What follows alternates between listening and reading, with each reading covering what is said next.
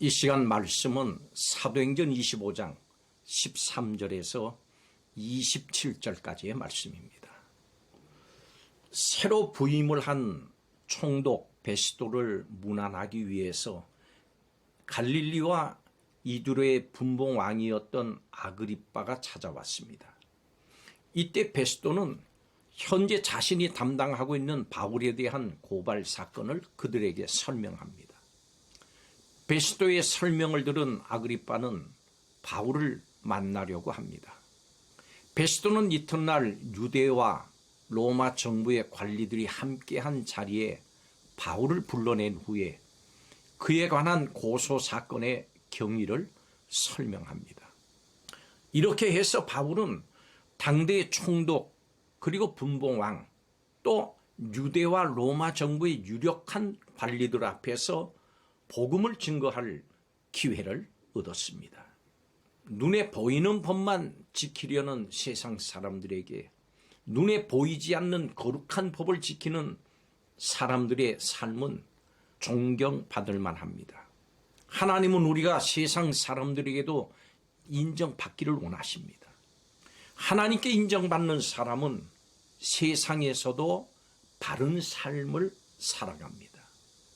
오늘 이 말씀을 통해서 세상에서 인정받는 사람, 세상이 감당치 못하는 사람에 대해서 살펴보겠습니다.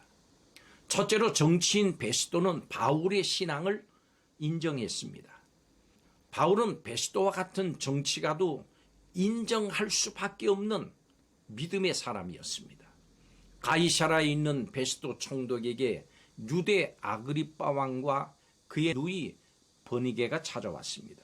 베스도는 그들에게 바울에 대해서 이야기했습니다. 베스도가 본 바 바울은 악행의 혐의가 없었습니다. 바울은 사회적인 기준에서 율법을 찾을 수 없는 사람이었습니다. 베스도는 바울의 신앙 인격을 분명하게 봤습니다. 그는 유대인들의 고소와 압력이 종교적인 견해 차이에서 온 것임을 알고 있었습니다. 물론 그는 그렇게 인정했음에도 유대인들을 의식해서 바울을 석방하지는 못했습니다. 베스도 앞에서 인정받은 바울처럼 예수님을 믿는 사람들은 불신자들로부터도 인정을 받아야 합니다. 우리의 신앙 인격이 불신자들에게 존중을 받을 때 복음이 능력 있게 증거될 수 있습니다.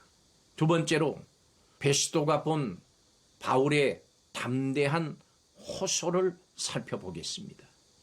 베스도는 바울에게 예루살렘으로 올라가서 신문 받을 것을 제안했습니다마는 그가 황제의 판결을 받도록 상소했다고 아그리빠에게 전합니다. 바울은 하나님의 말씀을 기준으로 삼고 있었습니다. 그 결과로 담대하게 자신에 대한 지혜로운 호소를 할 수 있었던 겁니다. 하나님의 인도하심을 받는 사람들은 모든 일에 하나님의 말씀을 기준으로 삼습니다. 하나님의 말씀으로 분명한 판단의 근거를 가집니다. 어떤 어려운 상황일지라도 성령의 도우심으로 자신의 의견을 담대하게 말할 수 있습니다. 성도는 마땅히 하나님의 말씀을 삶의 기준으로 삼아야 합니다. 그렇다면 세상 사람들이 알지 못한 진리와 확신을 삶으로 또한 보여줘야 합니다. 그들에게 우리가 가진 소망의 이유를 전해야 합니다. 마지막 세 번째로 바울은 베스도가 감당할 수 없는 사람이었습니다. 베스도는 아그리빠 왕과 관리들 앞에 바울을 세우고 말했습니다. 다시 한번 사건을 정리하면서 황제에게 확실한 사실을 아뢰는 것이 없기 때문에 신문한 후 상소할 자료를 얻으려고 한다고 했습니다. 베스도는 바울의 무죄 때문에 사실 어떻게 해야 할지를 몰랐습니다. 베스도는 그 자리에서 자신의 심정을 그대로 전했습니다.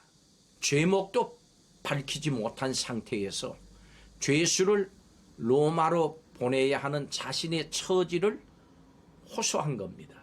성도 여러분, 이처럼 진리 안에서 행하는 사람은 세상이 감당하지 못합니다. 진리 안에서 사는 사람이 세상을 오히려 판단하기 때문입니다. 우리는 베스도가 바울을 감당하지 못한 것처럼 이를 위해서 진실한 성도가 되어야 됩니다. 바울처럼 세상이 능히 감당치 못하는 신앙인이 되어야 합니다. 믿음의 사람이 되어야 합니다. 더 나아가서 우리는 그리스도의 향기입니다. 그리스도의 향기로 세상을 아름답게, 세상을 살맛나게 변화시키는 우리 모두가 될 수 있기를 다시 한번 다짐합니다. 기도하겠습니다. 세상이 감당하지 못하는 성도가 되게 하여 주옵소서. 그리스도의 향기로 세상에서 빛과 소금의 역할을 잘 감당하게 하여 주옵소서. 예수님의 이름으로 축복하고 기도하옵나이다. 아멘.